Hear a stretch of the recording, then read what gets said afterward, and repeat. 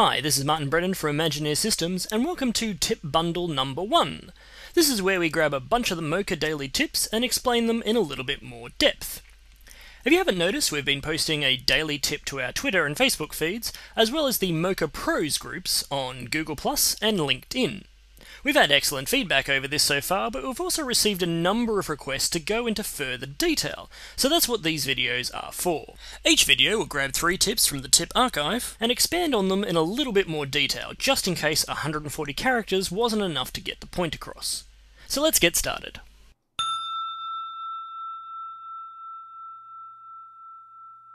The Add Spline to Layer tool is not just useful for roto, it's also great for adding to the search area when you're tracking a layer.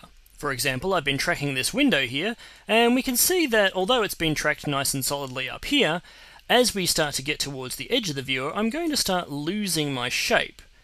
Now, I could just select my shape and move it to another area, but this creates some animation keys, and I want to just keep that in one spot.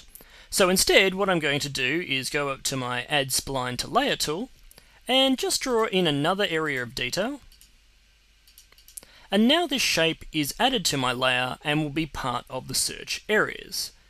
So I can keep on tracking now, and even when my original part of my shape goes off the screen, the new shape that I've drawn will continue where it left off. You can do this as many times as you like. For example, I can add another shape over on this area, and this will also add to the shape, and we can keep on tracking.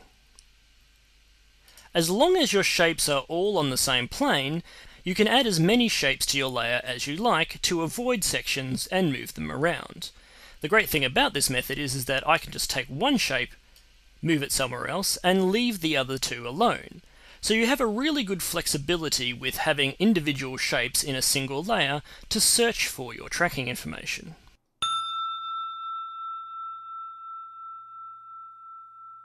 Now this may seem like an obvious one, but it's very easy to jump into a simple shot like this and not actually check what's going on in the shot. For example, here we want to track the wall in the background, but there's a number of things that come up in the way that we need to be aware of. So doing a quick scrub through the shot, we don't get really a sense of all that much going on. But as we scrub slower, we can see this guy walking through our shot here, which may interfere with any kind of touch-up work we want to do on the door here. And if we slowly scrub back to the beginning of the shot, we also get this guy running through the shot here. Now he's only running through maybe about 10 or 15 frames, but this will really throw off a track if you're not careful.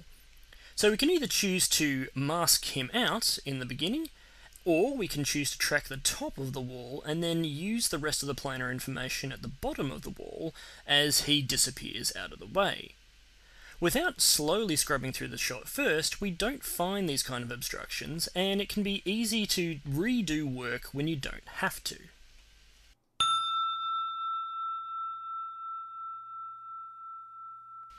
When rotoing complex objects, it's often better to break your shapes down into individual parts, rather than handle one big spline as you go. For example, if I was to draw just one spline to rotor this cow, I would have to go all the way down their neck, around their head, over their ears, down past their skull here, over their nose, around their mouth, down their chest here, down to their leg, and so on and so forth. Now while a mat like this may be fine, albeit a bit rough, we're going to get run to a situation with, as we start to animate forwards, we're losing a whole bunch of information that was in that original shape. Even going a few frames ahead, you can see that ear completely disappears. So then I would have to modify my shape to get rid of this ear now, and line it up with the rest of his head, or her head as it's a cow, and then keep on moving like that. Now this can get very tedious, especially when you get introduced to new information coming into the shot. So it means that you have to add more spline detail to the shape, and then you have to go and refine that back where you drew the original shape, and so on and so forth. So it starts to get very messy very quickly. Instead, a good process is to break each shape down. So for example, I would start maybe with just the head. So I would draw a shape here.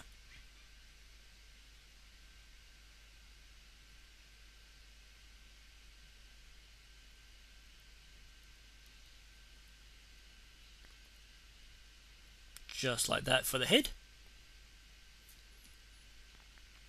And then I would draw an individual shape only for the ear.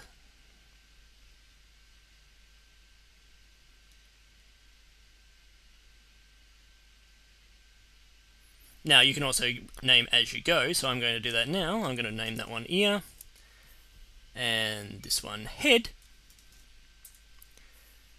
And we'd probably want to do one for this ear as well, but I'm not going to do that yet because it doesn't come into the equation. This is the great thing about rotoing like this, is that you can keep on adding information as you go. So now when we start to go forward through the timeline, we can start to animate our shape just slightly differently. Now normally I'd be doing some tracking here as well, but I'm going to keep it simple for the time being just to show you how the shapes work itself.